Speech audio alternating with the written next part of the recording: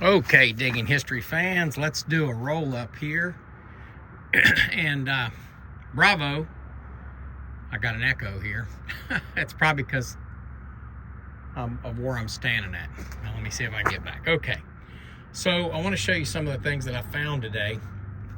And let's just start off with this big one right here. So I found this electric motor out by this old house site. And you can see it's got some kind of a ceramic end on the end of it. It's like either glass or ceramic. So I'm not sure if that came off of a fan, an old fan, but it's definitely an electric motor, probably from the late 20s, early 30s, I would say. So if somebody knows, I can't, I'll clean this off and see if there's anything on it. But let's set that over there. A couple of pieces that I normally find, stuff like this. This is an old wash pan piece. This is probably part of a license plate. I'm not gonna say that it's not gonna be very old because it's made of aluminum. Same thing with this right here. This came off of Frigidaire. So this is, I think this is a handle for the ice tray. I'm not sure. I could be wrong, but it's aluminum, so it's definitely probably from late 30s, 40s maybe. Then, of course, I find these, these mason jar lids. They ring up real nice. It didn't have the ceramic in it, but that's okay. Then I found this big chunk of melted lead, I presume. But I think that the house site burned down. So this could be a whole conglomeration of, I don't know. I'll get it tested, though, and see what it is. But it's heavy. I feel that it's probably lead. Yeah, it's lead. Okay. This right here, have no idea. Some kind of a spring, possibly off of an old car. Not sure. And, of course, an old condenser off of a tube radio. Probably mid-1940s. So then you have this right here. Now, there's a rod in the middle of this, and I think that these used to be part of an old battery, is what that is.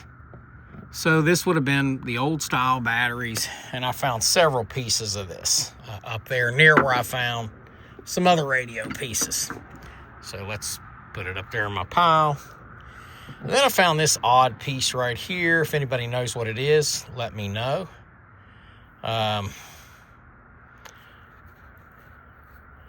Definitely came from something. I'll clean it up and see if there's any numbers or patent or something on there. So I'm not even going to guess on that. Okay, folks? All right, let's go with this little doodad right here.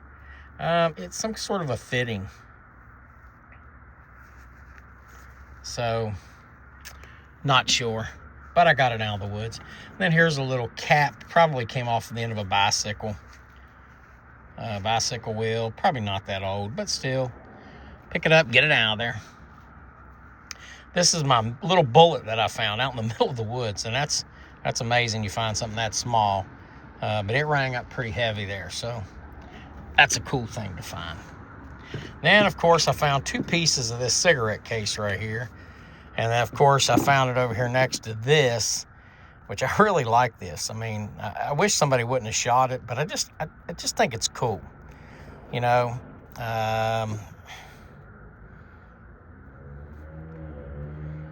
A Victor talking machine. So I'm assuming that's some sort of a radio record player. And it may have played the old, the really old ones, the ones that were wax. So that's a possibility. Let's go with this right here. Bet you don't know what that is. I know exactly what that is. That came off of a miner's lamp. This right here is the actual piece that would have held the wick in the middle and the striker. And this would have been off of an old carbide lamp. And I have found several pieces of miner stuff up there. So that's a pretty good guess on that. So you remember that story I was telling you. Just picture yourself, late 1900s, maybe this guy came back from the war and his wife plays this music and here's his cigarette case and he's like, Madame, let me have this dance. And, you know, he's coming home to his wife, and they're playing that music. You can almost hear that crackling sound of that old music, and that, you know, that beautiful slow dance music that was so popular back then. You know, of course, jazz started to make its debut in that time as well. So, you know, who knows? They may have been jazzing it up. But again, it's just so cool that you find piece of this history. And, you know, maybe that's not what happened, but in my mind, you know, you can look at that and you can just almost envision that, you know, this doughboy coming home from the First World War, or maybe he's going away and this is his last dance with his wife, you know. So, and maybe he never came home, so who knows. Anyways, there you go with that. An old nail. We find these are common, but we take them out, you know what I mean? So let's talk about this. This is a clock piece right here. I love finding these old gears like this, because when you clean them up, they really look nice.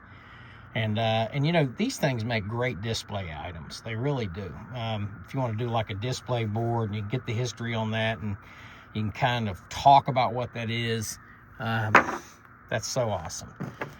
This right here, I think it's a piece of,